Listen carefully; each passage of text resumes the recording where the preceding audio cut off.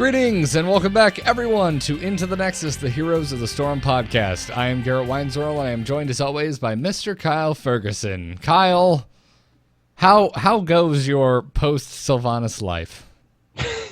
It has been an absolute delight. I've been through a couple of these, following Dota 1 as it slowly grew in characters and all the people gravitated towards those immediately. And then Dota 2, once again, we had to release the characters over time, and some were the new hotness. Some of them were melee assassins, and people just kind of straight up avoided. But whenever they add a high damage, bursty, ranged, cool thing that is somehow gothic in some way, it immediately gets everyone to pick it up. And I have just the time of my life destroying those fools for a solid 3 weeks. So you're saying you haven't played her, you've just been killing her? Yes. Ah, wonderful.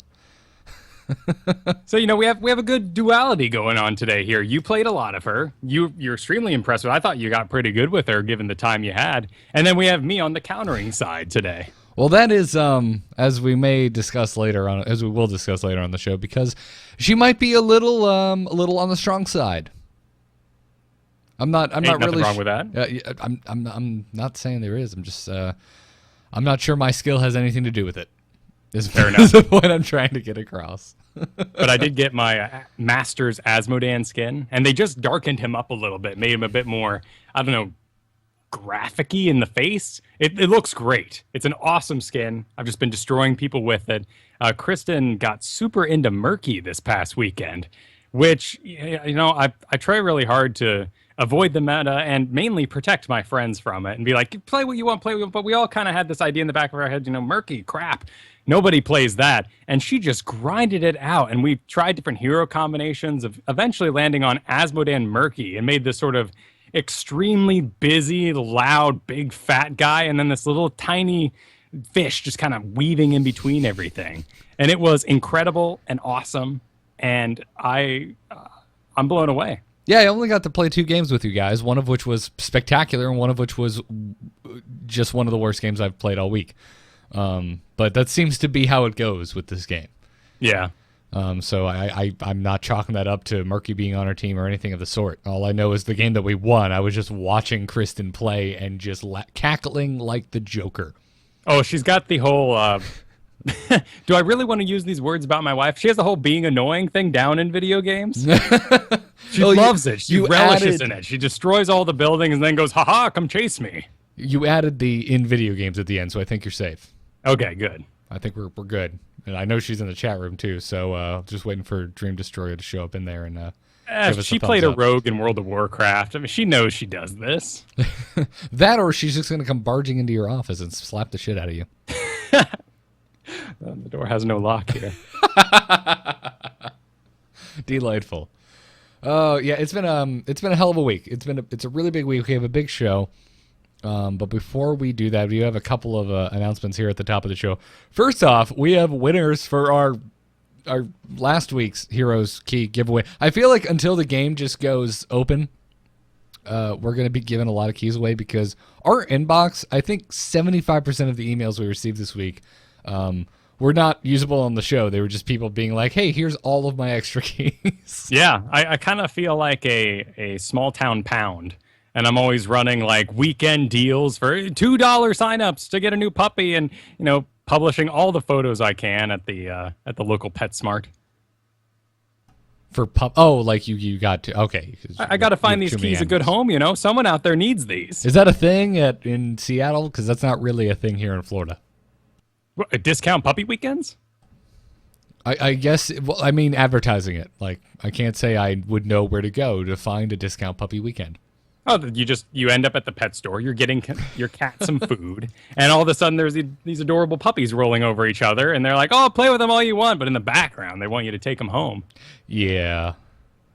Feed them stuff. Where we go to get all of our pet stuff is they're in cahoots with the local cat shelter, so they always have like 4 kittens there at some point, right at the front.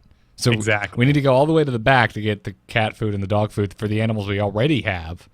And then we have to walk by these adorable kittens. And every time, Katie wants to go look at them, even though she knows that if I see them, I will want to take them home. And we already have 2, and they're already a massive pain in the ass. Yeah. That's how it works. Yeah. This is not Heroes Talk, however. Who won the beta keys this week? It's really not. It doesn't work. Who won the beta keys this week? We had a number of people enter our favorite moments giveaway contest over on Reddit. Thank you so much for helping us fill that out. And the winners were Kung Fu Andrew 22, great name, Monkey 6, the Skelephant, love that name. Oh, hey man, Thousands of Retiree, Ernisberg, and Alebeard winning some US keys. And then our EU enterer, Rogalong, got himself a key. So check your Reddit accounts to get your beta keys there. Alebeard is the only name I recognize there. So congratulations, everyone. Well, Thousands of Retiree is that unforgettable name who submitted our last week's wish lists. Ah. Well, And- there you go. More points to the Skelephant. That's a great name. Yeah. Also, thanks to David, Nick, Twitchykins, and Zalra, who donated the keys that we gave away this past week.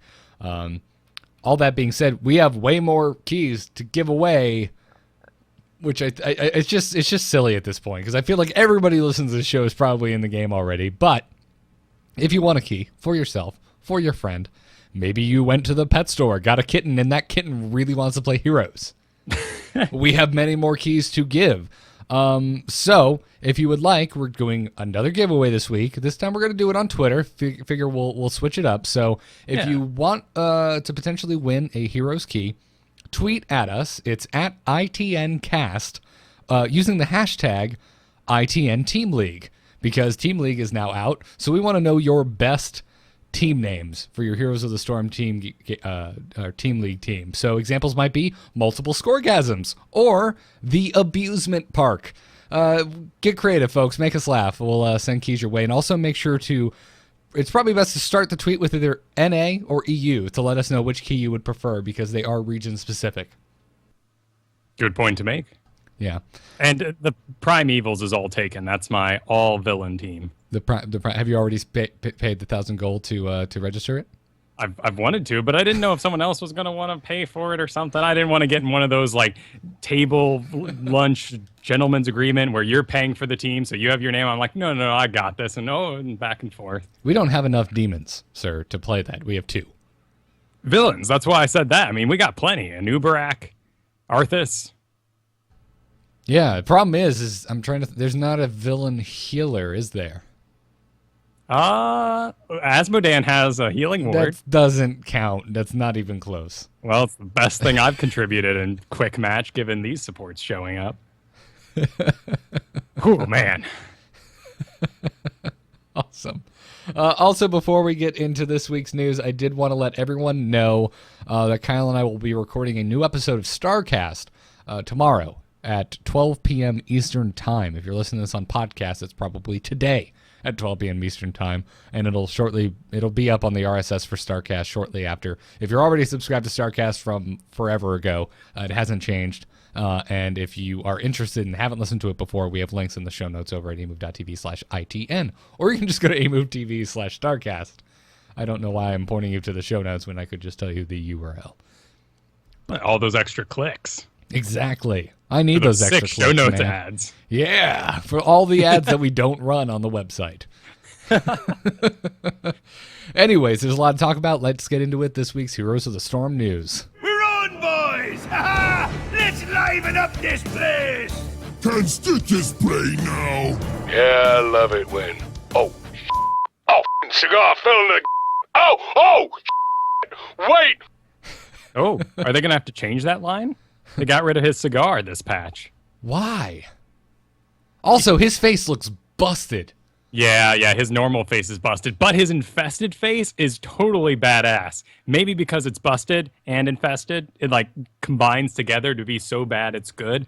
They even gave him a kind of a little creepy smile in the bottom box for infested Tychus. I love it. Give him his cigar back. What are you guys thinking?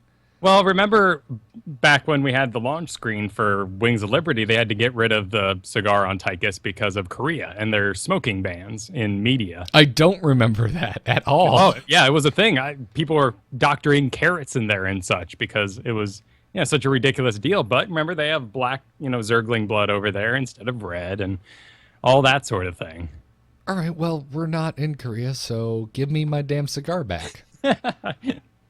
It's the American request. If I'm gonna deal with this with region locking, which without a doubt is the worst thing about every Blizzard game, at the very least, I should be able to reap the rewards of having a Right? cigar in my NA accounts. We're just dumb Yanks over here. Just give us what we want, you know? Please never again refer to us as Yanks. Just don't. Anyways, lots of big news this week. Probably the biggest is the addition of a new hero. And if it's not the biggest, I'm pulling rank here and saying it's the biggest news for me. Sylvanas has finally been added to the game. I can stop whining. Congratulations. It's a fascinating hero.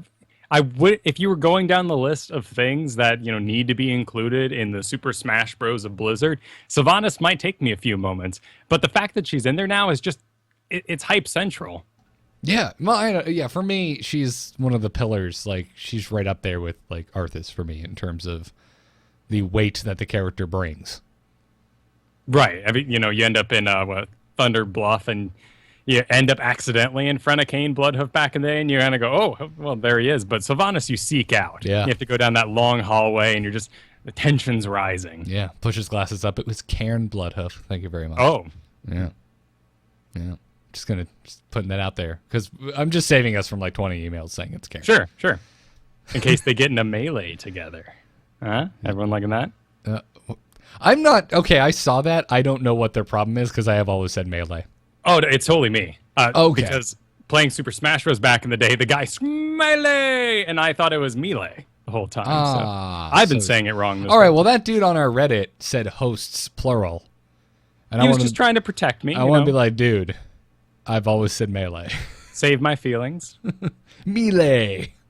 I reap the benefits of those hosts have great hair, though you clearly are superior. No, I'm not going down that road. You have glorious hair too, sir. Anyways, let's talk about Sylvanas. So last week, I believe I mentioned that my biggest concern about her was her Q ability, Withering Fire, which they mentioned at PAX was going to refill via creep kills. Yes. And I was concerned that if a lane was pushed out, or if it was late game, that you would never have Withering Fire ammo. And that we both kind of were like, well, we assume there'll be a talent where it just refills after a certain amount of time automatically. It turns out it just refills automatically from the get-go, just slowly.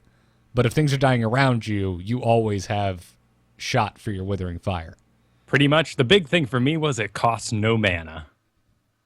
Yes. Glad you brought that up because my very first actually it wasn't even a game. I played against bots. I started using it and I was dude, I can't that's one of the pieces of advice we give on the show that I have to stand by. Well, yeah. Never played a hero before? Take it into a bot game. Anyways, I did that, hit Q, and was astounded that my mana bar went nowhere. No, and in fact, when I'm thinking specialist in general, with these many damaging abilities, I think of Asmodan, who I play a lot, and go, the only thing holding him back from being completely overpowered is his tiny mana pool. So that's got to be what they're going with on Sylvanas. Yeah, that being said, I still find myself running out of mana very frequently. Because of her trait, Black Arrow, which stuns minions, mercenaries, and towers, which I believe is the thing that is the most overpowered about Sylvanas. There's a lot of chatter. If you guys are on the Heroes of the Storm subreddit, reading the forums, a lot of talk around saying that, oh man, Sylvanas is just going to get nerfed in like a day. Which I partially agree with, but honestly, I don't think her damage output against other heroes is really out of line.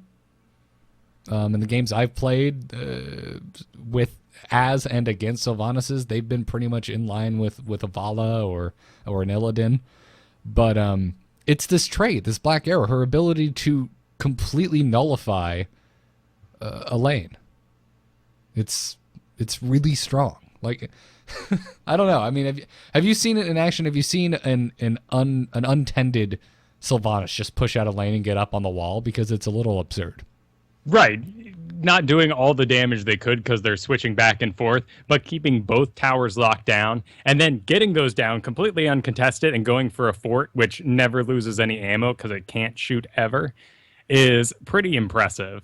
Mostly, for me, the thing that got me was seeing a Sylvanas take on a Merc camp and basically lock the whole thing down for the entirety of it. Not the swiftest thing in the world. I mean, you're kind of in line with characters like Anubarak and kind of some of those Merc Lordy warriors. But yeah, what I will do, because it seems that Withering Fire prioritizes the closest target. It will also prioritize heroes. If you're in a big group of creeps, it'll shoot the closest hero to you. But like say I'm going as the Siege Giants, I will stand close to one and then shoot the farthest one with my main attack, and then just hold down Q and it will hit the one closer to me. So both Giants never take a swing at me for the entire time that I'm burning them down. That's pretty impressive.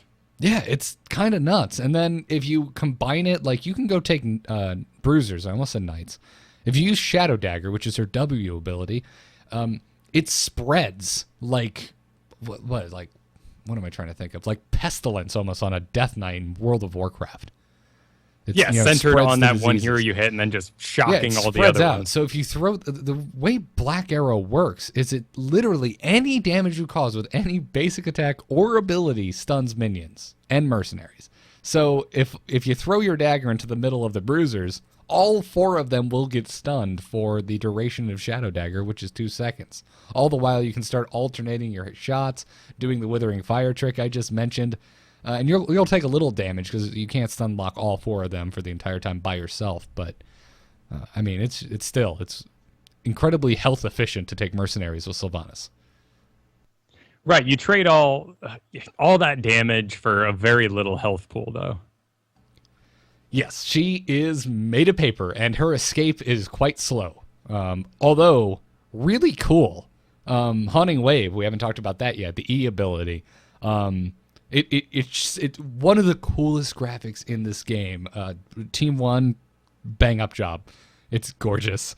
It shoots out a wave of Banshees, which I can't believe you haven't played Sylvanas yet, Kyle, as a Warcraft 3 nerd, because she's just oozing Warcraft 3 goodness.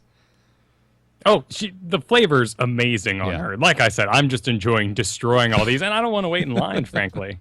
I'll go ride the kitty rides 20 times, so I don't have to wait in line for the new hotness. Yeah. Yeah. It's efficiency. Yeah, I will say today, my queue was way better than it has been the last 2 days. Understandable. Tuesday and Wednesday, it was unbearable to try a quick match as Sylvanas. I'm sure a lot of people, came in from other games perhaps going, oh, I've had Here's the Storm for a while, but I've really wanted to try Sylvanas. Let me get in there. And then they get in, they say, oh my goodness, look at all this gold I have. And they spend it immediately on Sylvanas, yes? And so maybe the upgrade to the levels and the gold spattered along the way was meant to be in this patch because they knew people were going to spend it all on Sylvanas, and then when they're hot on the heels with the next hero, everyone's going to have to pay money for it. Yeah, it's a little tinfoil hatty for me. All right. We're still not in wide release. It's not like this game's at maximum capacity where they would really benefit from something like that. Either way, Haunting Wave applies Black Arrow, so locks down the entire lane, so there's never going to be a time. Everything applies Black Arrow. There's never going to be a time where you're like just barely getting away and then that darn archer just happens to hit you because he's locked down. From what I've seen of this, it does kind of take a good 2 seconds to get far enough out to have the teleport be worth it. So people are launching it and then running a different direction, hoping to maximize the distance they teleport. Yeah, we haven't mentioned the teleporting. We haven't. So if folks haven't played or you don't know what we're talking about, you hit E, you line it up, you shoot it whichever direction you want. If you hit E again, you will be teleported to wherever your wave currently is. So when you launch Haunting Wave out, and in my AI game, my very first game with her, I was confused. I thought it was channeled. And I was like, this is the worst escape mechanism ever. Oh, interesting. And then I realized, no, I could move. Because you see that bar that comes up below your character, and it ticks down like a channeled ability. But in this case, it's just showing you how long the duration of your Haunting Wave is. Because if you let it run out and you hit E again, it's just on cooldown and you can't teleport. So you have to hit E within that bar, so I'm really glad they added that because it's this visual cue of how long you have to teleport. Right, and it looks great. It's a unique ability to mix with a hero with already Withering Fire, something I've never really seen in another game, a charge-based auto-targeting ability. So good on them for making that in the first place. And then having a hero that has equal damage to something like a Nova or a Jaina, but you're trading Jaina's slow, Nova's cloak for this short-range teleport. Yeah, yeah. And actually, you can cloak as Sylvanas with a talent that affects Haunting Wave. When you use it, you go cloak. And teleporting using Haunting Wave doesn't break the cloak. And it's a 3-second cloak. It's fun.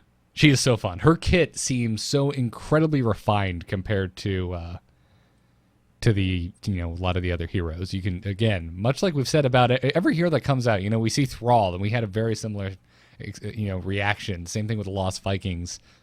It kind of makes the older heroes seem a little less exciting. Not right, overall. I've still played plenty of Hero League this week, and I've gotten back into my Uther, which I actually don't hate his changes as much as I thought I would. And remember, too, we're seeing a lot of the generic talents that were probably placeholders starting to go away. I mean, we'll talk about that in the notes a bit, but Vala lost battle momentum, which, if you think of battle momentum on Diablo, a half second off your attacks when you're swinging your giant meat hands, it's not going to do the most. When you have Vala kakunking with tiny little bow and arrows, it's extremely effective.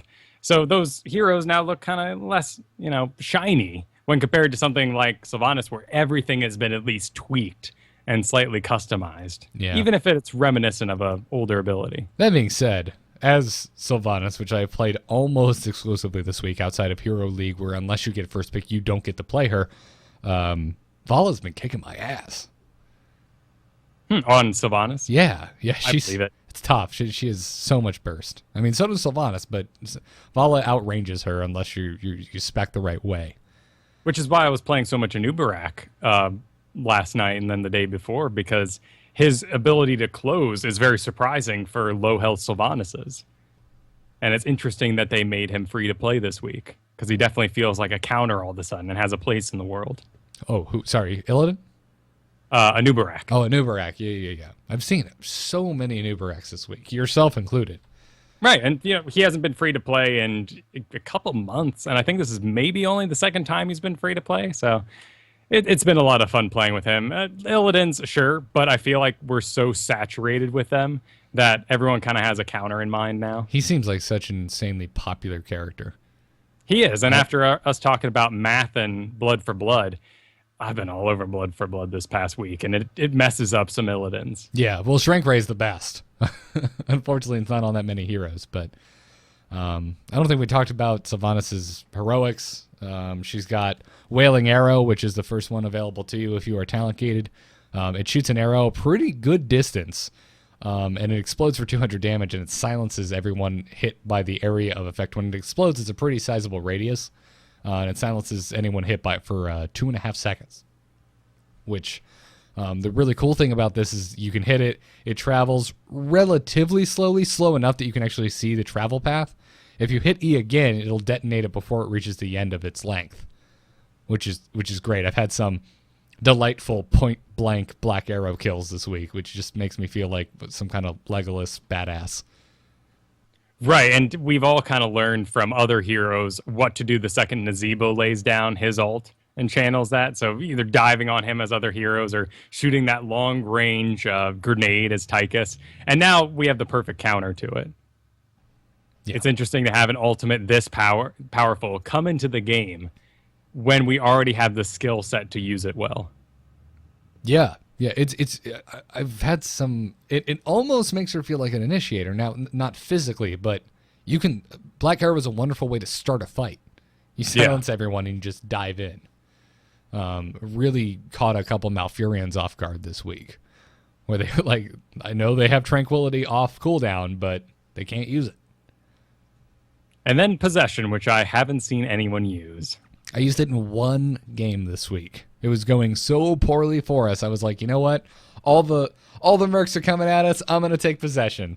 And I hadn't researched it at all. And then I sadly found out you had to be level 20 to actually take Mercenaries. Oh, that's true. It's a level 20 talent that you have to get called Dark Lady's Call. Either way, when I got into try mode, I was amazed to see, one, that it is for targeting lane minions and on a 4-second cooldown for that. It needs to be, because you're taking one normal creep. Yeah. If you take a catapult, it's on a 20-second cooldown. Exactly. And if you take the level 20 talent that lets you take Mercenaries, it is also on a 20-second cooldown. which at 20 is quite strong. But also at 20, it's pretty late in the game. Who cares about taking mercenaries at that point? Right, grabbing a mercenary camp is more about doing a distraction for the other team. Once they actually get over there and take care of it, it takes seconds. Yeah. So you do get the 20% increased attack damage and health at all levels, which, 10 and 20, so. But I don't know. Not seeing it. Yeah, it definitely seems like the less popular pick. Wailing Arrow has so many good uses, whereas Possession is really situational and doesn't seem... At level 10, it has very little effect on the game. Yeah. I want to play around with it more, though, because the one game I had it was fun. You could really, turn a lane against itself. Right, as if you're not already locking it down entirely with your other abilities. Exactly. And the other thing that I didn't even realize, it, regains health. Because I use it on, an almost dead minion. And its interesting. health just filled up. And it started fighting for me, and it gets that buff, so it's hitting harder, and yeah, it's fun. So of course, would have been incredible back in the days of Gazlo's reign, with Merklord being permanent. Nowadays, I don't see Sylvanas being picked as a anti-Merker hero. They got Gazlo, or I'm going this. But she is kind of an anti-specialist, which is pretty fun. Yeah. That being said, one of these weekends we got to stream some games, and I want to specifically go a lane push build. I want to take Merklord. I want to take Possession. I want to take Dark Lady's Call at 20. And I want you and my buddies in there so we can kind of support this crazy build and see how it goes. Yeah, we'll get some promotes in there. Get all the side versions of Merklord, so we'll get Raynor. Off the top of my head, does that stack with? I don't know. We'll make it happen. Yeah, you get Raynor to get his better version of Bribe. So Raynor just goes in and just gets the mercs out on the field, and then Sylvanas just takes them and runs. I want to try that. Yeah, we'll get Asmodan and his demon buff and everything. I like it. That'll be fun. Tassadar with promote. Be a good time. Your little cup that you just took a drink from is the most adorable thing I've ever seen. Oh, thank you. Is that what are you drinking? Tea or espresso? Oh, this is out of my espresso machine. Oh, you have an espresso machine. I got married. Machine.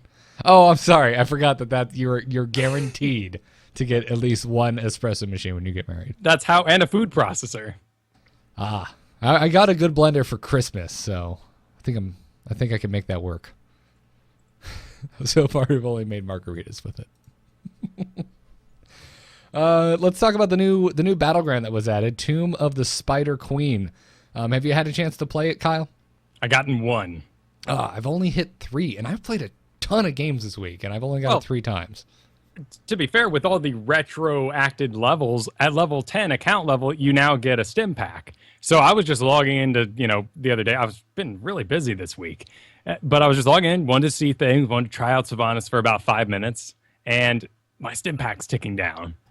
Oh, yeah. I'm already level 8 with Sylvanas. I have all of her skin tints unlocked, and I also bought the Ranger tint, which I love to death.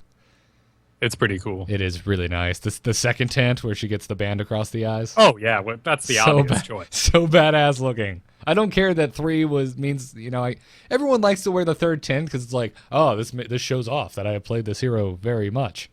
But I'm like, nah, second tint looks the dopest. Need to wear it. When it comes to, special skins, I just assume you're invested. Yeah. Anyway, Tomb of the Spider Queen is here. We've talked a lot about it the last few episodes, so go back and listen to those if you want to hear more in depth. But having played it, I think I like it. I'm not sure. I'm still confused about it. I love how small it is, and I like that it takes.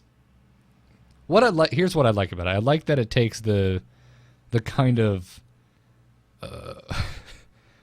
the tiny little battle arena that Blackheart's baby becomes, and kind of the whole Battleground is just about that. And it's so small that you're always around those little places. What I'm not sure about is where you go to hand in the gems, which is the whole mechanic of this thing. You kill the spider creeps, they drop these gems, you collect them, you turn them into the eggs, and when you put in enough eggs or enough gems into these eggs, they spawn these web, what are they called? Web lords? Web weavers. Big ladies from the rooftop. I keep calling them spider queens, but apparently there's only one spider queen who you never get to see, and these are her lackeys. Slacker. Slacker? Yeah, Spider Queen. Where is she? I know. Well, she's being a queen. Yeah, It's they like- spawn in all 3 lanes when you get enough coins in there. Or in this case, spider butt gems. Spider butt gems. Yes. The other cool thing about this is I had assumed from Dustin Bratter talking about the Battleground that these web weavers were just going to spawn at a given location every time a hand-in occurs, but that's not what happens.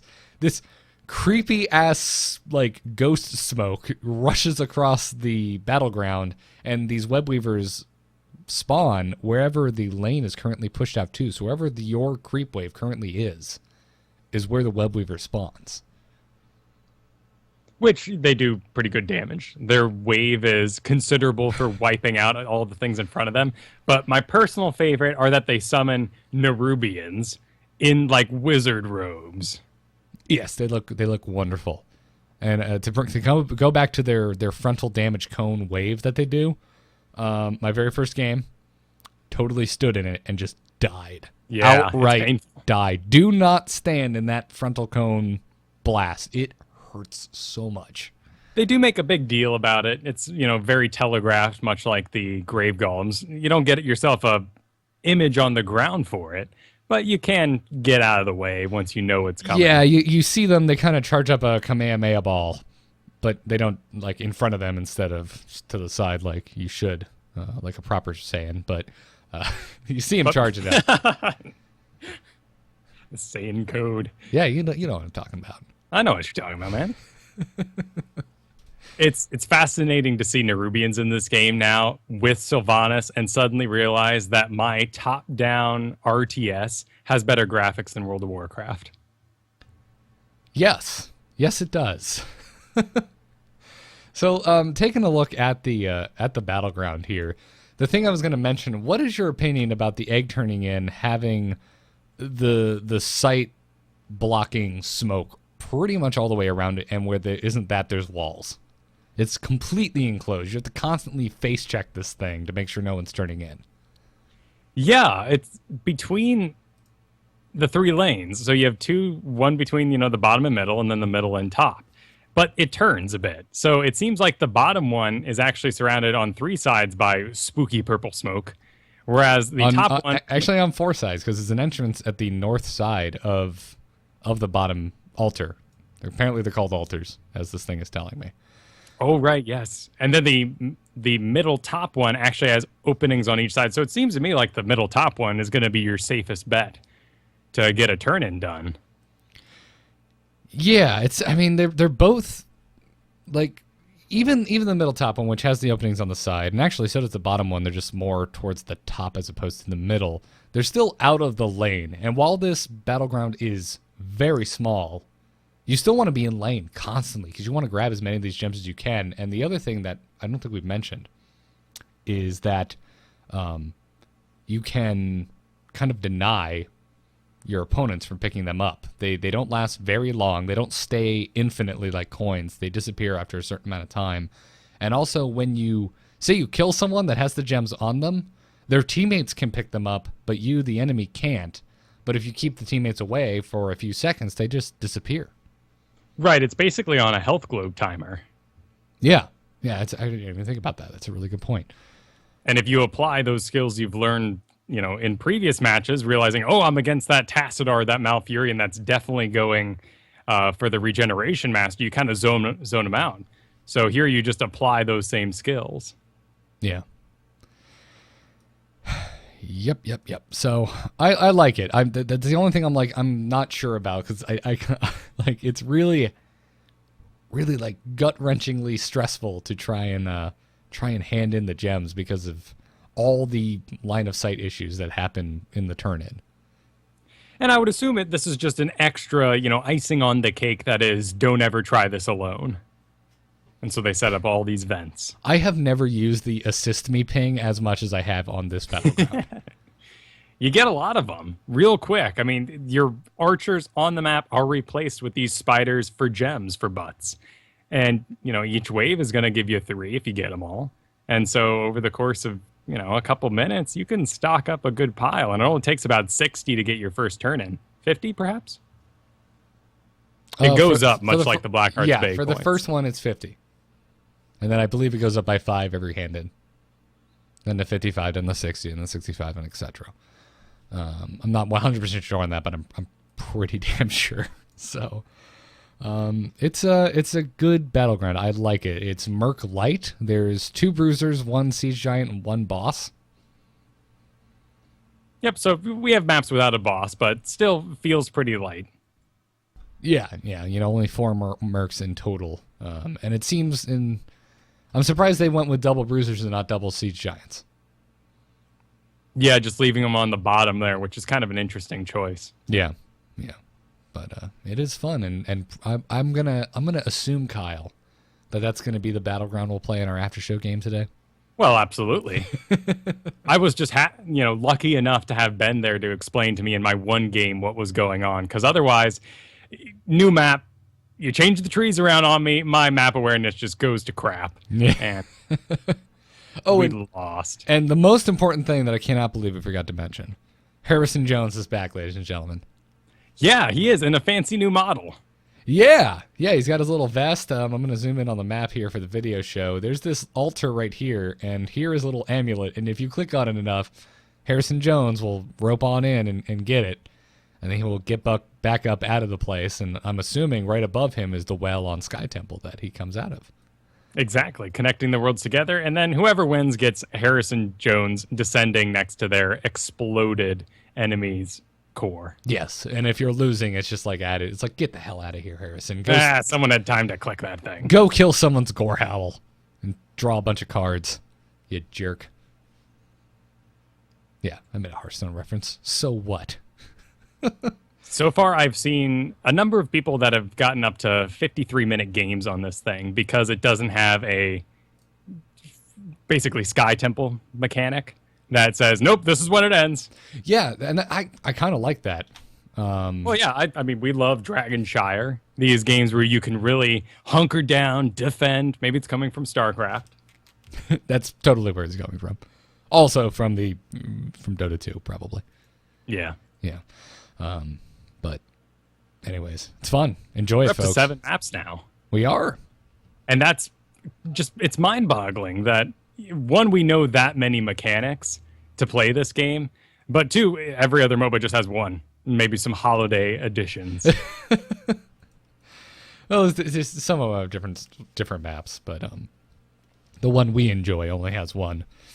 Right, and it does. It seems nuts, right? Like that we're like, oh yeah, there's 7 Battlegrounds, and I don't know about you, but I'm still feeling like is that enough for a launch? I don't know if that's enough for a launch. And that just seems insane to me for a MOBA. It's like more than 1 seems crazy. 7 is out of this world.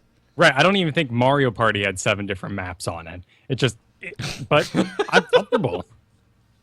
Yes, because when I, think of other games to compare in the competitive space, I think of Mario Party. That is a competitive game, sir. And I'm just talking about Mario Party 1 here. Let's not go crazy. What I mean, what are they up to now? Like, it's like the Land Before 42 Time. They're up to 13 or something. like 42 and a half? I don't know. 10. Really? I feel like there's more, but I don't know. I was never a Mario Party fan. Well, you didn't have a little sister, did you? No, I didn't. You didn't get told play with your sister, and those were the games you had to play, which totally was great training. I'm not dissing her. She beat Halo on Legendary with me as she grew up. Oh, damn. That's impressive. Most impressive.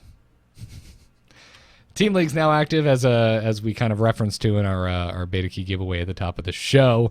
You can now create named teams with dedicated rosters in order to participate in ranked competitive Heroes of the Storm matches. I believe we mentioned this again, but I'm run down it anyways. In order to participate, you have to be level 40 on your account. You have to have 10 or more heroes, same as draft. And you have to create or join a team that has at least 5 members logged in and ready to play. You cannot go in with less than 5 players. It has to be pre-made. The thing I did not know, and I don't think you did either because I don't believe it was announced until this came out, was to create a team, you have to spend 1,000 gold. Yep, I like it. I would like it a little more if folks could chip in, if we could trade gold or something.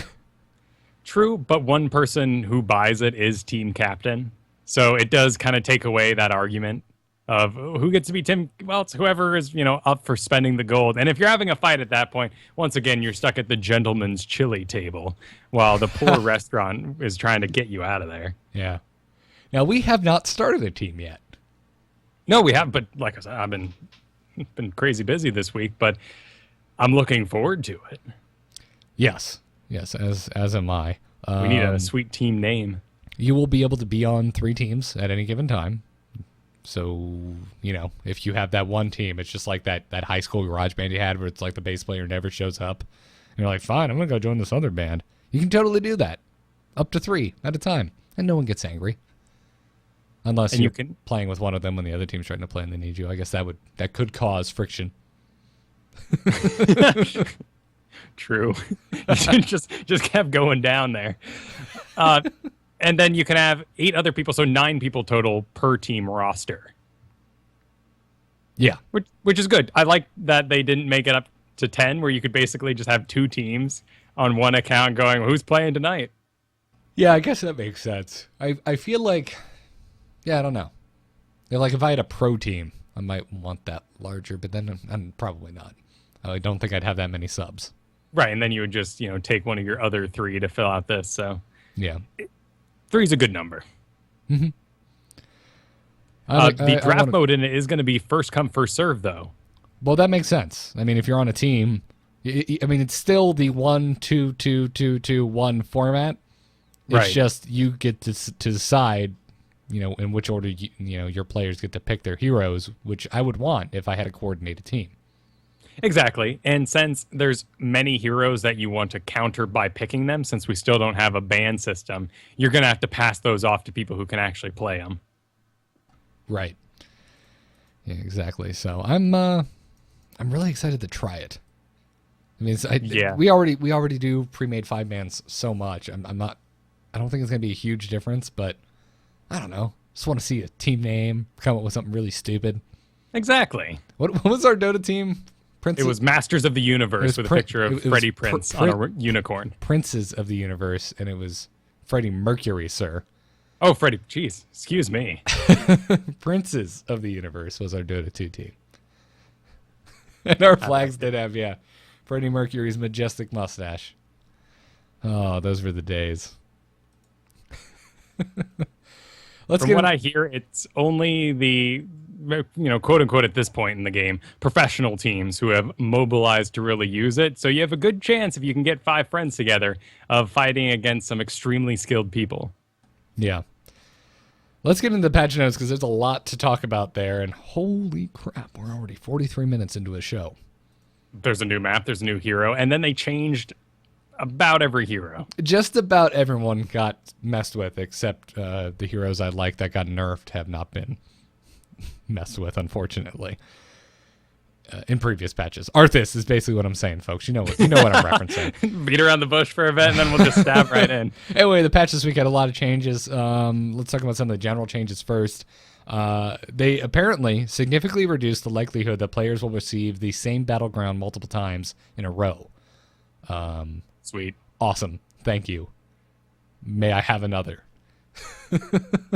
Really excited about that. The progression system's been changed around. Maximum hero level is now 20 instead of 10. New rewards have been added. At level 15, you get 1,250 gold, and at level 20, you get 2,500 gold. And if you are like us and you were already level 40, you logged in this week and noticed that this gold was retroactively given to you. Yes. And it seems like a lot more was given to us, which I'm assuming is making up for the change in gold you get at... Oh, no. It's right here in player progression.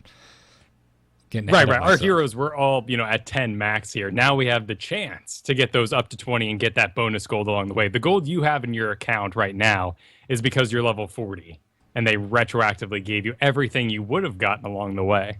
Ah, very, very cool. You also get a 7-day stim pack at level 10, which we have retroactively been given, as you mentioned at the top of the show. Like, it's ticking down. I gotta play. It's a great business strategy there. Level 10 is going to be a pretty casual approach, and then all of a sudden they say, this game you just kind of got into, play it for the next 7 days, all right? It's funny Because stim packs are a drug, and they're marketing them like a drug. Yeah. First one's free. Those guys in the alleyways though aren't asking if you're level 10 yet. That's unless they're, like Jesse from Breaking Bad and they're like the drug dealer with the heart of gold. I feel like he would be like, "Hey kid, you're too young." Right, you got a card. You also get 2,000 gold at player levels 20, 25, 30, 35, and 40. So that's where the rest of my gold came from. Team League. Giving us a sweet 10,000 when I logged in. Yeah. I had just bought a master skin and Asmodan with gold. So I was gold poor. I was looking forward to this. I was sitting on 15,000, so I got up to 30,000 last night and said, "All right, Asmodan, it's time to put on your new digs." Very, very nice. Yeah, I'm just saving that next 10,000 for when I hit 10 on Sylvanas. I need to get her master skin. Nice. Her bow looks so cool. It's got like the Forsaken face crest thing on it. Love it. And then players who had we already talked about that. Burr. I need to be better about ignoring bullet points that we clearly already mentioned. Whatever. The menu was completely overhauled. Everything's getting 3D now. Yeah. Oh, God. The show's gone on so long, but I feel like I'm trying not to take up time, but it's gorgeous. The art is so wonderful. Yeah. Like, the big thing is the hero select. Like, when all of the tiles of the ground plane just, rotate up into, and lock into position. It's so nice. The whole thing is... Portal 2. I love it. That's actually a really good point. I didn't think about that. Yeah, it's like hologram Portal 2. We got some planets out in the background, which I'm like, is that Core Hall? Or are we on other space planets? Now I want to know the lore of this place. I expected that whichever hero I selected, their world would come into view, but that doesn't happen. Oh, that'd be interesting, wouldn't it? Yeah, because in the trailer, they have the planets. They have, Azeroth, and then Sanctuary, and then Core Hall, or Kerprulu Sector, whatever the hell. Okay. That'd be pretty cool. And then, do it World of Warcraft style where your pet's standing next to you. So you pick Asmodan with your Gul'dan skin, and you got your little green minions. Yeah, that'd be really neat. But, I this wasn't something that they said was coming, and I'm really impressed. It is so much more refined than it used to be, and it's gorgeous. They did a bang-up job. The UI is really good. So, good on you guys. Really, really well done. The end of the game score screen is finally here, Kyle. We were in a game last. It's sortable. Oh, it is? Yeah, you can at the very top. I didn't you can know put that. Top hero damage. It divides it up, like a Call of Duty map, and I didn't know that. That's awesome. Then stats. It's good. Oh, that's wonderful. We ended a game last night, and I was like, "How'd I do? Oh, wait, I can see it at the end of the game." I was wondering, you made that tweet about how great you were, and I should have clicked the button, showed it on both teams. Huh? Sorted it. Oh, well, I mean, you can still see it, and they actually highlight the top numbers for everyone. Top healing gets highlighted, top damage gets highlighted, top siege damage gets highlighted. And in that tweet, I was not highlighted on anything, so I probably shouldn't have tweeted it. You're proud. There's nothing wrong with that. I had 0 deaths. I was kind of stoked. Yeah. That's kind of impressive for a Sylvanas this week. Regardless of team makeup, it's impressive. Rank and point have had some changes. The number of points earned from a ranked match will now vary more broadly based on the skill difference between the teams, which just makes me ungrateful and say, well, I'd like to have some indication of what the skill difference is so I know why I'm getting these points. Right, but if naturally, if you lose to a team that's really good and well put together, you're not going to lose as much as you would against a team at exactly your skill. I had one of the most negative experiences in this game right before the show. Oh, wow. And it had nothing to do with me. I was just so frustrated. We start the game, and this Illidan, who was very, very unhappy that this other guy had gone Abathur, they just start going at each other via type. And Aren't they, best buds right now? You would think, but that's not the case. And this Illidan is just talking trash the whole time, dies a bunch in the very opening parts of the game because he's talking all this trash. Abathur's not paying attention and symbioting who he should because he's talking trash back. We ended the game by a 3-level deficit with 1 kill. Oof. Yeah. It was Did it ever bad. turn on you? No. Because then here's as far as I got involved. Abathur's like, I'm gonna report you at the end of this, Illidan. And Illidan's like, I'm gonna report you, and I said, I'm reporting both you assholes. I was like, if you just want to sit here and talk, go to general chat. I came here to play, and I blocked them. Wow, I was can as only far as I assume went. that's a meta issue because this past week, Rhaegar and Illidan became the new hotness, and Abathur got pushed aside. So maybe Rhaegar's he was been just upset about that. Rhaegar's been a popular pick for a long time. Yeah. So, and if you go to that lightning shield build where it's giving you 25% more basic attack damage, oh, that's just disgusting. In conjunction with an Illidan or even a Vala, which granted you're not getting the the proximity damage of lightning shield, but a 25% basic attack increase on a Vala. That hurts. Yeah. Well, that's a real shame. I'm glad it didn't round on you though, because that's always the worst. And you're like, me, I had nothing to do with this. I was about to say I have never been so angry about something that didn't involve me. But don't get into politics. oh, there's some stuff that happened this week that's making me so angry. Anyways, bunch of new skins have been added and tweaked. Not going to go any further into that for the sake of time. I would rather have you suffer through my complaints about a game that I had and only I experienced. Sure. It's your show. The in-game leveling curve has been adjusted. It's been adjusted slightly to slow down the first 10 team levels. Though the total amount of XP required to reach level 20 remains the same. But 1 to 10 now will take a little bit longer than it used to. Great. More time to get yourself positioned correctly. Yeah. And honestly, I like pre-heroic fights. Yeah. You have to be more scrappy and resourceful. I like it. Well, and there's nothing more frustrating than everyone say, don't do anything. We're waiting for 10. Yeah. Yeah. Though, please spread out in the lanes before 10. Gotten so many, because I played so many quick matches this week because all I wanted to play was Sylvanas. Oh, the amount of people that everyone's just grouped up and no one's in any lanes and the other team's just getting so far ahead in XP. Yeah. All right, I'm done with personal anecdotes, I promise. Let's talk about the Battleground changes because there were surprisingly many. In Dragonshire, the player-controlled Dragon Knights are now more resistant to disable effects. So cool. I like that they said player-controlled. Is there a non-player-controlled Dragon Knight that I'm not aware of? No. Is this like the secret menu at In-N-Out Burger? I don't know. I guess they just, had to make it clear. Yeah. In Haunted Mines, the Grave Golem health and damage will no longer scale after either of the following conditions have been met. The Haunted Mines have been open for at least 4 minutes.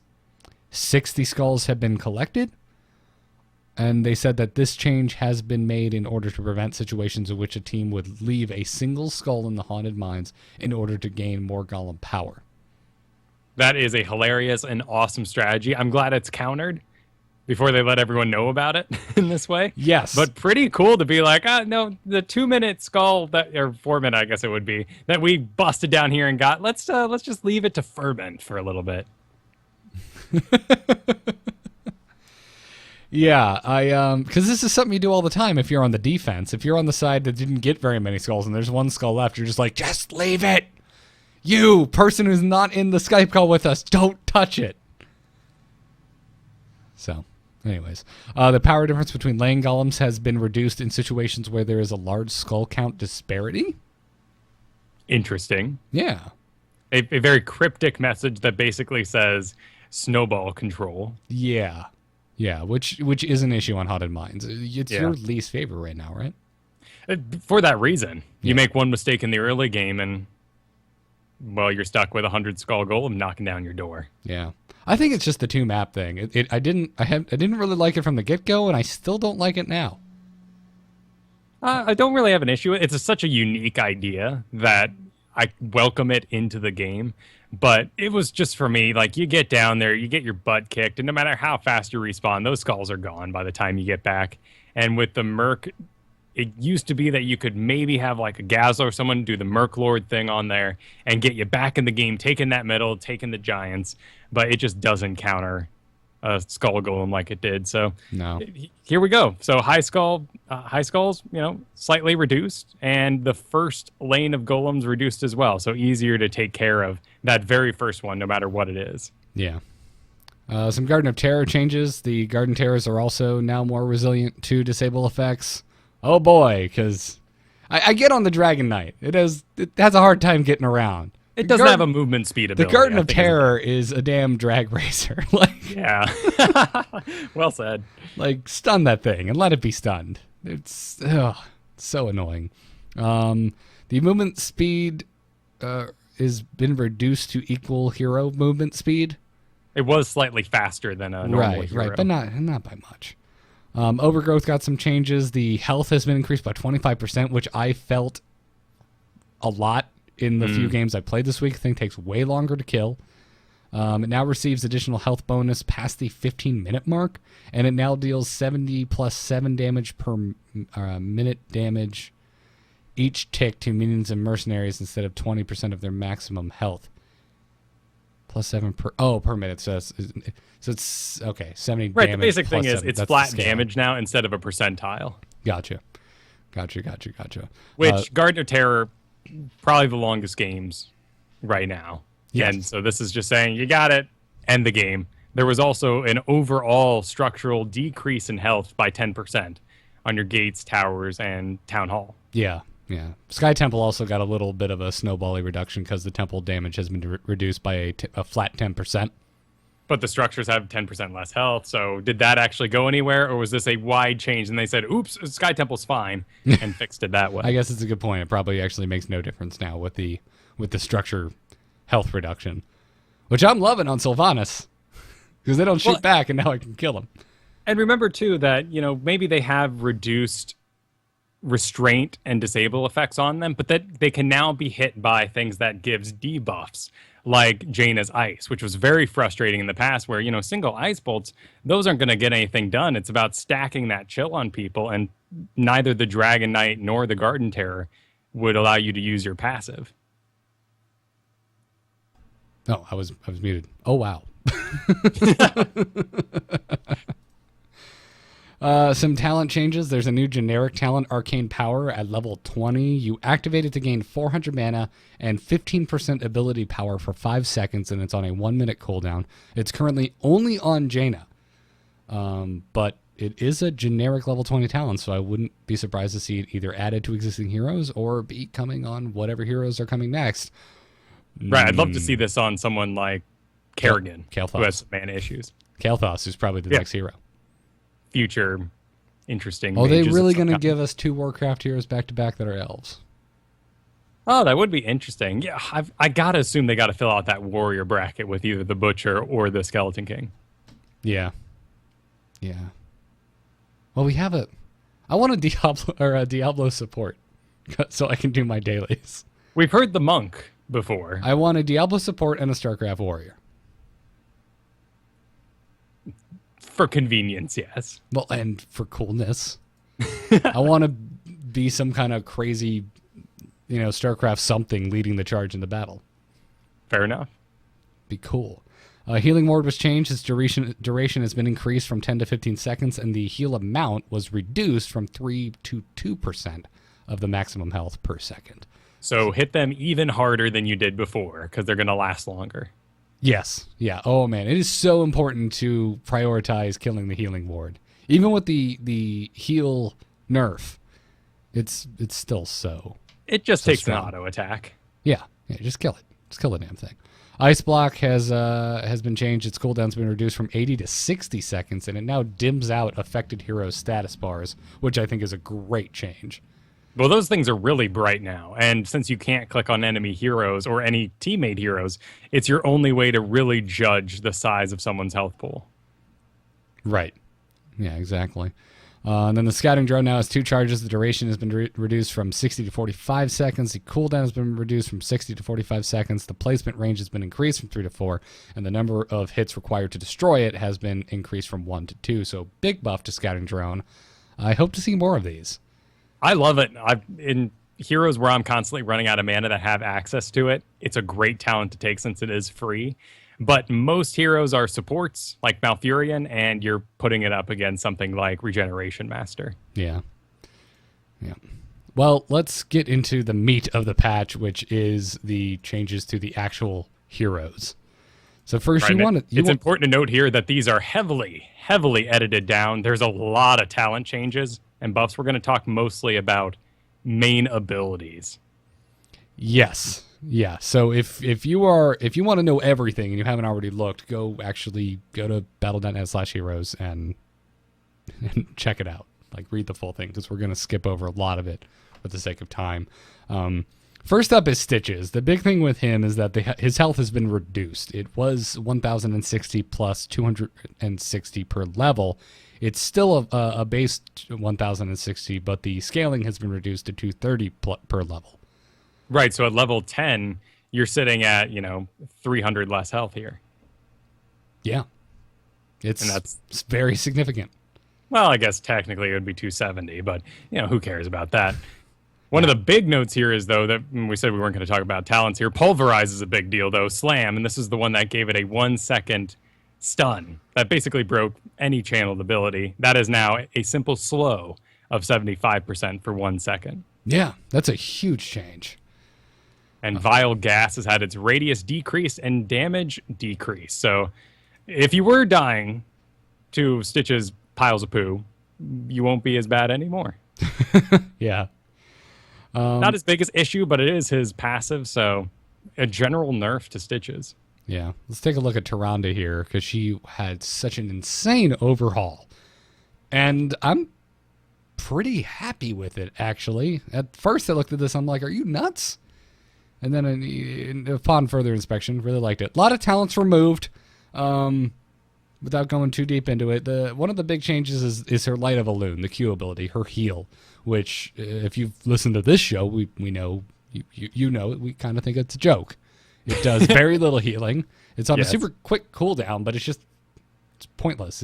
It might save you, like barely, but anyways, it's been changed. It's on a longer cooldown. It was on a 6-second cooldown. It's now on an 8-second cooldown. But the self-healing has been increased from 45 plus 10 per level to 60 plus 14 per level. And the ally healing has been increased from 90 plus 20 per level to 120 plus 28 per level. So big increase across the. I mean, that when you're talking about such a small heal, that is a huge change. Yeah. And I've played a couple games as Tyrande this week, and I've played a bunch of games with Tyrande on my team this week, and they're a good spot healer. They help keep you in the fight. Nice. Well, that's a role she needed to fill. The damage Tyrande with the bow and all is a little out of style now, since we have a hot new lady with a bow. That is true. That being said, Tyrande can still throw down. Absolutely. Lunar Flare, the E ability, the radius has been increased by 20%, but what you're trading off here is that Lunar Blaze talent has been moved from 13 to 7, but the radius increase on Lunar Blaze has been straight up removed. Right, it was a bit of an auto pick, so why not just integrate it on in? Right, which I'm okay with that. Yeah, siege tanks. They must die, and no one's going to research siege or not research. It's just put it in. It's good. And siege tanks have less health now, or Sergeant Hammer has less health now, so they are dying like they should. Oh man, my game on Tomb of the Spider Queen today, I was playing with the most boss ass Sergeant Hammer. It's amazing. I've never seen a Sergeant Hammer chase down and kill so many heroes before. With the boost? Yeah, like this person just knew exactly when to engage with her. That's awesome. End of the game with 1 death and the highest damage on the entire team. It was a sight to behold. And this was a game where I was not doing particularly well, so I was very happy to have another hero on the team picking up my slack. So. Shadowstalk did get a pretty big nerf, though. Used to you cloak all your friends and reveal enemy heroes for 8 seconds. Now that's down to 3 seconds. Just the reveal, not the cloak. Right. The cloak is untouched, but yes, the reveal is only for 3 seconds, which I think is fair. Like, having a reveal for that long is insane. The reveal should be relatively short. and then you should be able to kind of strategize within that split second and start moving towards a location. But that also gives the enemy, time to kind of adjust and maybe scatter. Right. It's like, oh, let's check the map. Okay, we can assume where people will be instead of we've won the positional battle because I know where you are. Right, exactly. And also, you're playing with a Tyrande. You could, fire a sentinel or something. There's other ways that you could get sight, and it increases the skill cap, or, multitude of other heroes that have sight-giving abilities. So, good point. I've actually started to watch a little bit of pro heroes now that DreamHack's doing it, and the production value is where I want it, and most importantly, Kaldor is casting it. Nice. So, these kind of changes, I'm excited for what it means for spectating heroes. So, let's talk about Uther, because I was petrified, and I'm still a little infuriated because his basic attack did get removed from his ghost form. Like we were talking last week, we were like, oh, they're not going to get rid of that. That'd just be overkill. They got rid of it. He can't do anything but heal in his ghost form now. But oh my god, can he heal? Yeah. It's absurd. So Eternal Devotion. It no longer has the Holy Devotion talent, but he now gets a new heal on his Q, which is the only thing he can do, called Flash of Light, and it heals an ally for 81. So you might be saying to yourself, ooh, that's less than frickin' Tyrande we just talked about. However, Tyrande's heal is on an 8-second cooldown. Flash of Light is on a 1.5-second cooldown, and you're dead. So you just spam this thing. You're just healing everybody. It's wonderful. What's the range like on it? I don't know off the top of my head. It feels the same as his normal heal. Well, I guess my real question is there enough to do?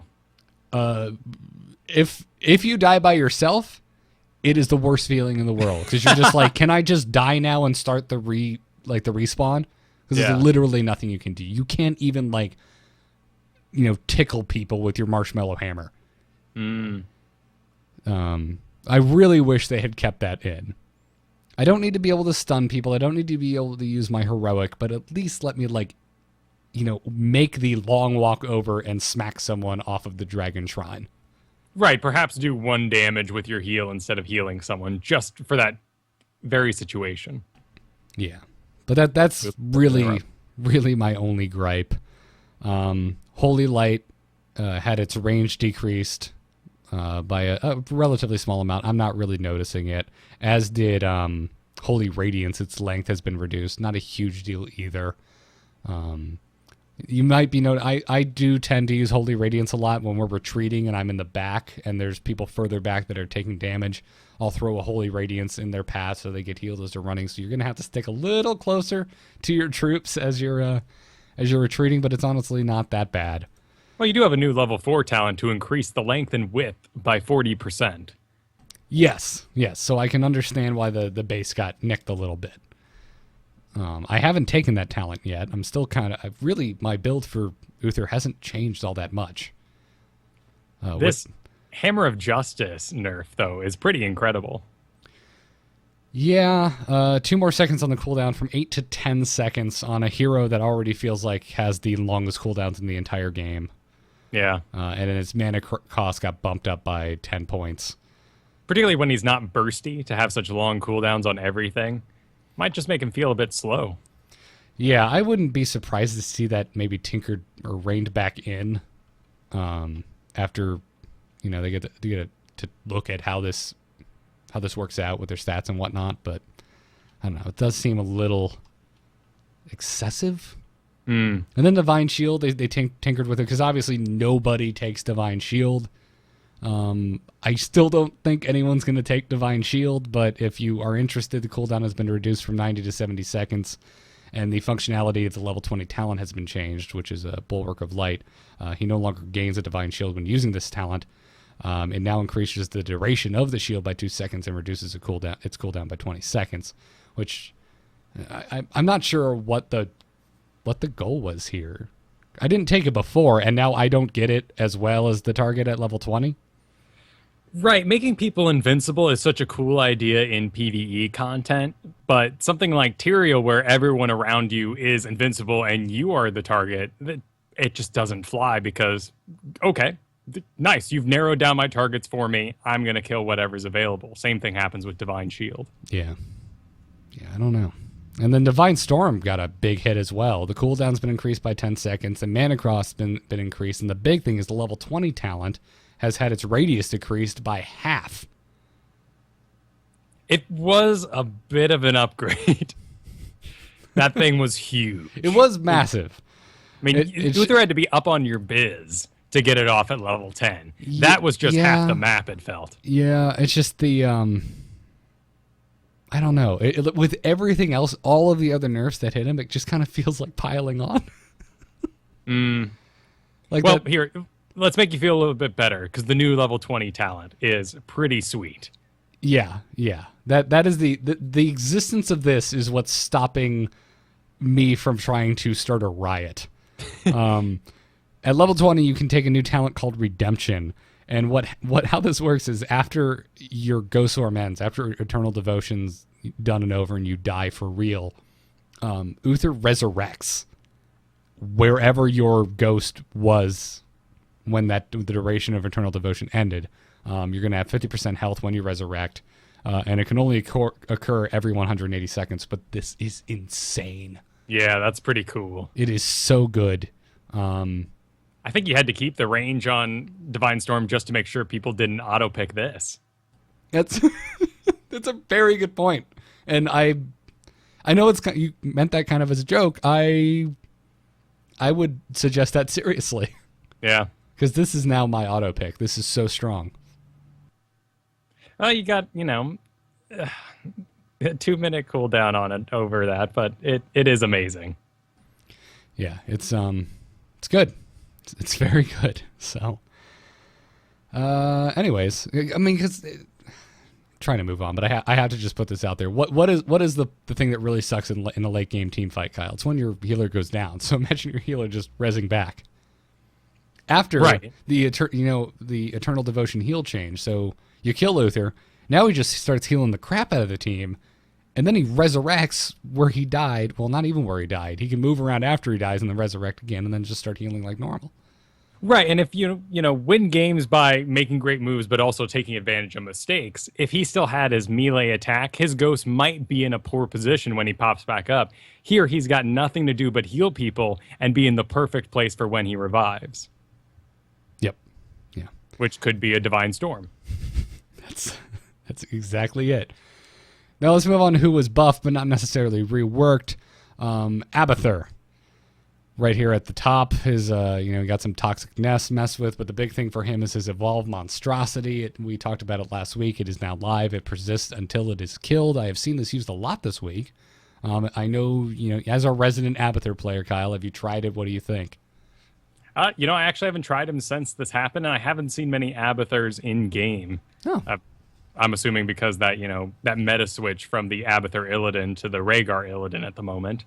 But there is a bit of a tooltip problem with Abathur and his evolved monstrosities. Level 20 still says it increases the duration by 50%, meaning about half of the ability of his level 20 augment is wasted when the monstrosity lives forever anyway. Oh, well, that just sounds like an oversight. Right, you still have the ability to, dig underground and teleport anywhere, and you're keeping him alive longer in the first place by taking that talent. All his talent changes otherwise have been based on Toxic Nest, which is all some pretty hefty increases if you want to spec into that talent. Yeah. It's, they've got, let's see, Envenom Nest, the damage has been increased. Prolific Dispersal, it now also reduces the cooldown of Toxic Nest. And then Vile Nest increases the slow by 10%. So pretty sizable changes. Still maybe not in line what a ability taking up a part of that hero should be. But then again, he's got, 6 of them when you use Symbiote to get a whole new set of them. So maybe having one bummer button isn't such a big deal. Yeah, it's not so bad. Diablo Apocalypse is now on a quicker cooldown. It was 120, now it's 100 seconds. I've seen a lot of Apocalypses this week from Diablos. I'm not sure if this is the reason or not. Or maybe there's just a lot of people out there trying Diablo and he's talent gated or something. I don't know. but his lightning breath now immediately fires in the direction of your mouse, which is back to the way it should be. Granted, we all could have learned to position him a bit better, but Diablo needs love. Yeah, he does. Falstad is basic attacks damage been increased. The barrel roll cooldown's been reduced. The barrel roll speed was increased. Mighty Gus got a cost reduction as well as a cooldown reduction. So just flat buffs, nothing else in between. Yeah, been seeing a lot of Falstad this week as well. Our buddy Ben's been playing the crap out of him. Yeah, he was free to play, so it's not any sort of big shift there, but the buff will help him out. Yeah. Jaina got some, I think, much needed tweaks. And they're all damage. Yes, which is wonderful. Frostbite, the trait, the chilled effect will now apply to unstoppable units such as the Grave Golem, as well as structures, which is great. That means you're going to be doing bonus damage to those things. Frostbolt got a damage increase. Blizzard got a damage per wave increase. And Cone of Cold got a damage increase. So QWE, damage increase across the board. And you're also getting bonus damage because of your chill trait applying to anything that's unstoppable and structures. Wow. Pick Jaina, folks. Yep. I'm so happy I own her now. She's a great hero. I love her range, and she fills a role that is much needed when you get tanks and supports, and then you go, oh crap, we have nothing doing things in the background.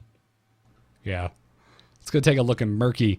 His health regeneration has been doubled on the baseline and far more than doubled on the scaling. Yeah. Just nuts. So Murky is going to be at full health most of the time if left alone. Yeah, which was very apparent in the games I played with you and Kristen last night. She's got it down. Yeah. You should pop that bubble, run away like a little jerk, and just come back full health. It's wonderful. Spawn Egg had some changes. It no longer grants experience to the enemy team or counts as half the normal hero death when they kill Murky's egg. It had a cooldown reduce, and the egg health has been increased. Not nearly as drastically as his health regen, but still, it's noticeable. Still seeing Murky's, even though it's not Murky free-to-play week anymore. No, but I think, much like Kristen did, a lot of people wanted to learn him, so used the free-to-play week, and then spent their new gold on getting that Murky that they spend so much time mastering. And now with a buff, he's even more seductive. I mean, Slime now hits things like Grave Golems, which before you couldn't stack that damage, which is the whole point. Yeah. And the cast time of Pufferfish reduced by 75%. So no more hawk and loogies. This thing flies straight out. Yep. Been killing a lot of pufferfish this week as Sylvanas, though. I can see that. Not too bad at it. Just kill that thing. He also got a basic attack, or no, sorry, that's Raynor. I'm skipping Raynor ahead. got his basic attack increase, and nothing else happened to him. Just 1 extra damage per level. Yeah, Hot it's damn. only on the scaling. It's incredibly minor. Let's talk about nerfs, because the big one everyone is talking about is Nazeebo. Yeah. His Gargantuan had its initial damage increased, but the initial health reduced. But the AI was improved, but it no longer uses the Stomp ability automatically. Instead, Stomp can now be cast manually by pressing R, which I actually think is better. It has a 4.5 second cooldown. I've only seen Ravenous Spirit maybe in 2 games this week that had Nazeebos in them. They're all going Gargantuan. Sure, the new hero of the moment does completely counter that particular alt, so it's understandable that Gargantuan needed some love this game. I This patch. love it, man. Those 2 games that there was a Ravenous Spirit, it was just like, Black Arrow. Pew. Oh, that lasted for half a second. That was nice. That was, it was so nice. It's like, oh, God, man. The days of having to run up to people, run up to Nazeebo as Uther and stun them, it doesn't matter. I'm just Sylvanas now. I can just stand very safely away and cancel it. It's beautiful. The big deal here, though, is his nerf. Everything got, his Ravenous Spirit, area effect reduced by 25%, damage changed overall to be a little higher initially, but lower in the long term. But all that doesn't really matter when you figure that his talents that maximized his poison damage basically got removed. So now that any spell he did would put that dot on you, now that dot's not quite as big, meaning you can get away if you're running. Yeah. Lost Vikings. Where are the Lost Vikings? Why can't I find the Lost Vikings? Start with an L. Oh, because they put the Lost Vikings under T. like you Oh, totally the. should when things start with the. That is the worst. I hate it when people do that. The longboat raid did get nerfed, as we were told it would, by a whopping 1 point per level. Wow. And they got a new level 20 Talon. It's just... Oh, well, we'll see. We'll see what happens. This is pretty funny, though. I feel like I'm being trolled. Right? No, we'll see. We'll see. And everyone's like, no, we won't see. They give it right now. I'm like, well, yeah, maybe. Yeah. I know you put Thrall under the nerf scale, and I realize that more of his things have been nerfed than improved, but the one thing that was improved, which was his trait with the scaling on the heal, I think is enough to make me put him in the buff. All right. Yeah, 7 extra health per level. Yeah, because it's quite noticeable, and when they removed battle momentum, that was... the self-healing took a hit because you were getting less stacks of Frostwolf Resilience. So this really helped how I learned how to play Thrall before, which was with a feeling of reckless abandonment from my self-healing. Gotcha. Yeah, everything else, though, is mana cost increases. Yes, Chain Lightning and Wind Fury both had their costs increased. Chain Lightning, not by a whole lot. Wind Fury actually by a whole 15 points.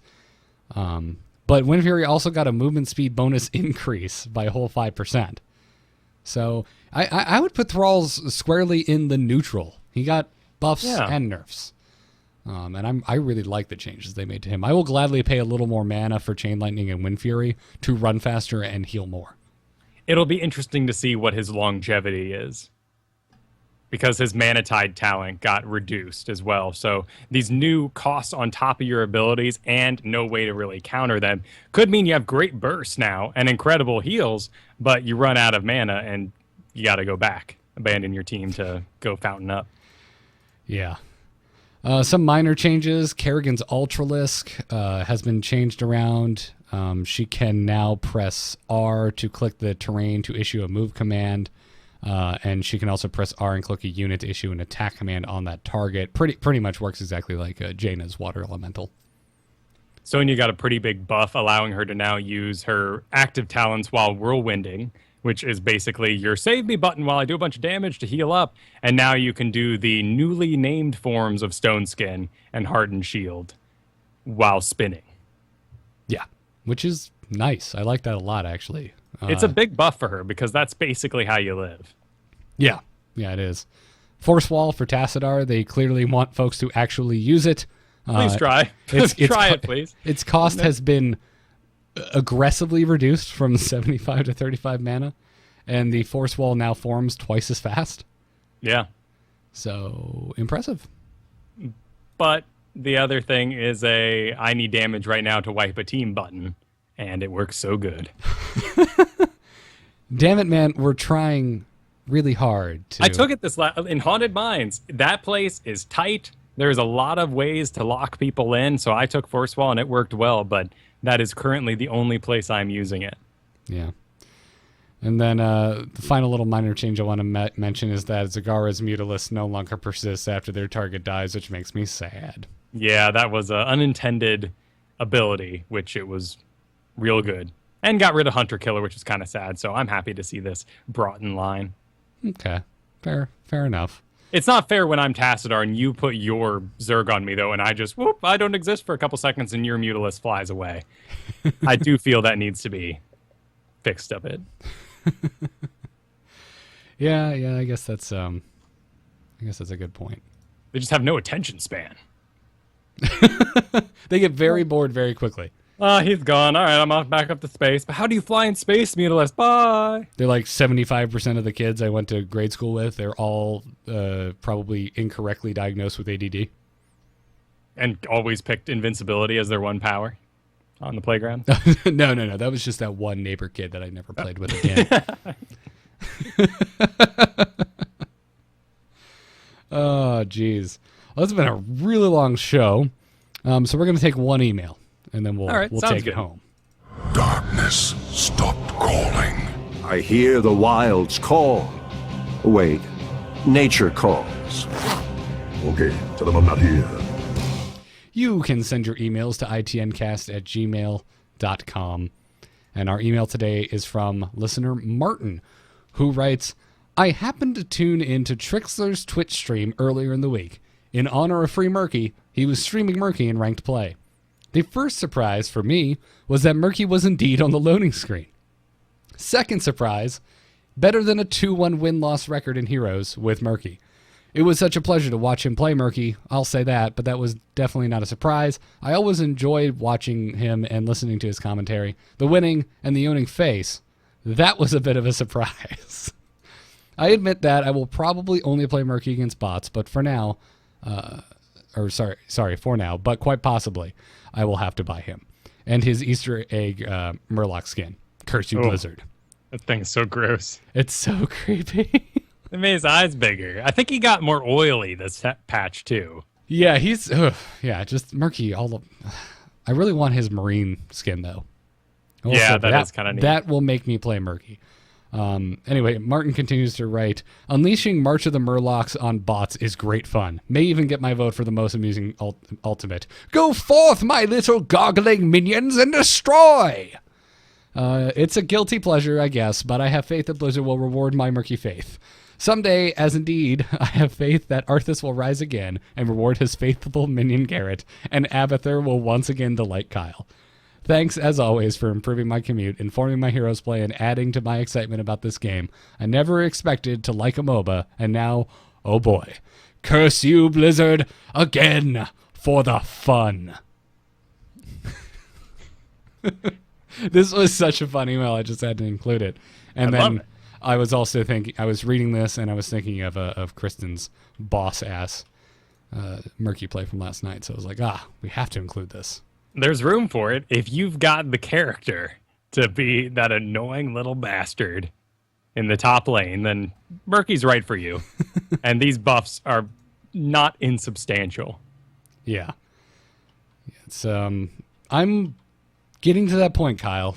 I think I want to try Murky. Oh. All right. Well, I'm not playing with you. Well, excuse me. I'm sorry that you're using up all your patience on Kristen's Murky play. No, actually. I'm throwing you in the bus. I'm doing it. Kristen, I know you're listening. All right, then. I'll be going Asmodan, though.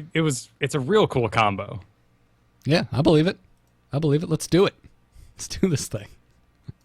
So that'll bring us to the end of the show. As always, got to thank the patrons. Thank you all so much for supporting the show.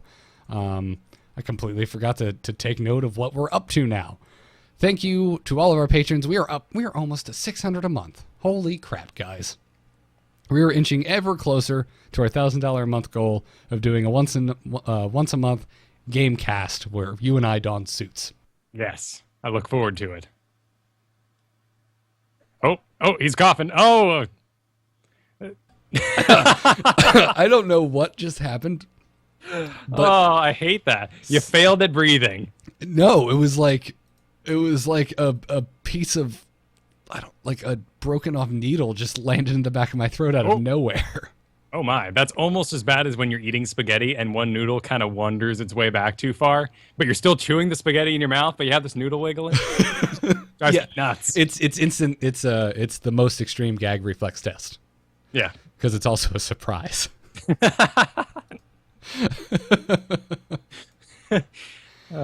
Geez. Anyway, this week, thank you very much to Ty J and Eric S. Thank you for supporting Into the Nexus. If you want to become a patron of Into the Nexus, go to patreon.com/ITN. You will get access to the after show game VOD, and you'll also get the chance to join the after show roster. So come on over.